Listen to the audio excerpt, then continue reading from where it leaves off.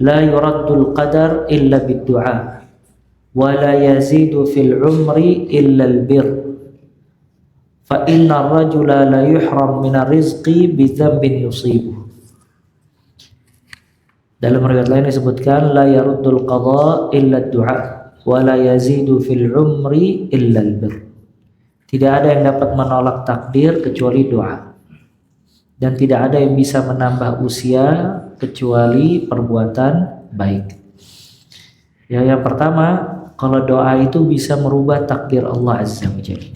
Karena manusia pada hakikatnya berpindah dari satu takdir menuju takdir yang lain.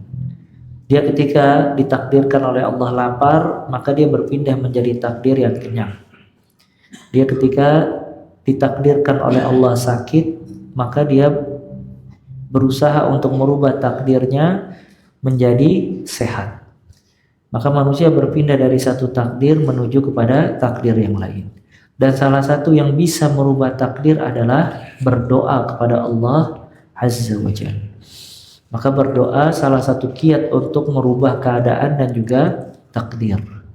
Kemudian kata beliau, wala yazidu fil umr illa al-bir. Tidak ada yang dapat menambah usia kecuali perbuatan baik.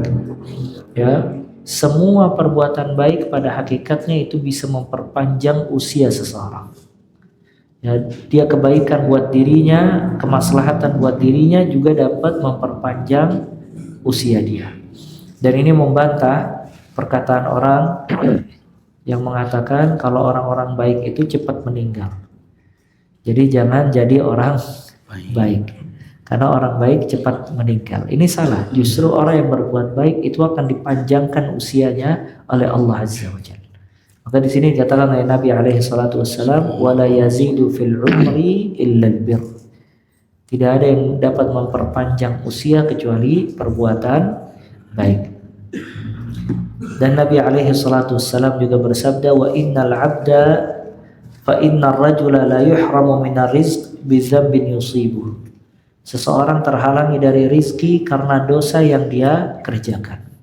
Dan ini disebutkan oleh Ibnul Qayyim rahimahullah, penjelasannya sangat detail dalam kitabnya Ad-Da' wad Dawa.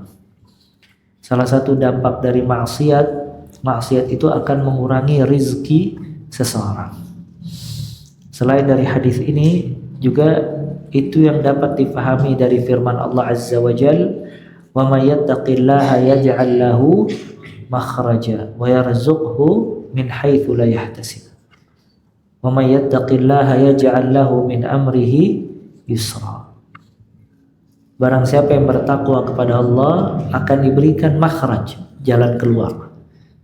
Wa yarzuqhu min haitsu la yahtasib, dan akan diberi rizki dari jalan yang tidak disangka-sangka. Dan barang siapa yang bertakwa kepada Allah akan dimudahkan semua urusannya. Maka mafhum mukhalafah yang kita pahami dari ayat yang tadi disebutkan, kalau seseorang tidak bertakwa kepada Allah Azza wa Jalla, dia berbuat maksiat, yang pertama akan disempitkan semua urusannya. Ya, dan tidak dikasih solusi dari semua problematikanya, dan dikurangi rizkinya, ya, atau tidak dikasih rizki oleh Allah Azza wa Jalla. Nah, maka seseorang terkurangi rizkinya, atau bangkrut usahanya, atau diusir dari pekerjaannya, di antara sebabnya adalah maksiat kepada Allah Azza wa Jalla. Ya, di sini kata Nabi alaihi salatu wassalam, seorang hamba terhalangi dari rizki karena dosa yang dia lakukan. Maka ini terus mengoreksi diri, ya, terus muhasabah, ya, dosa-dosa apa yang kita perbuat, sehingga banyak sekali urusan-urusan kita yang terbengkalai.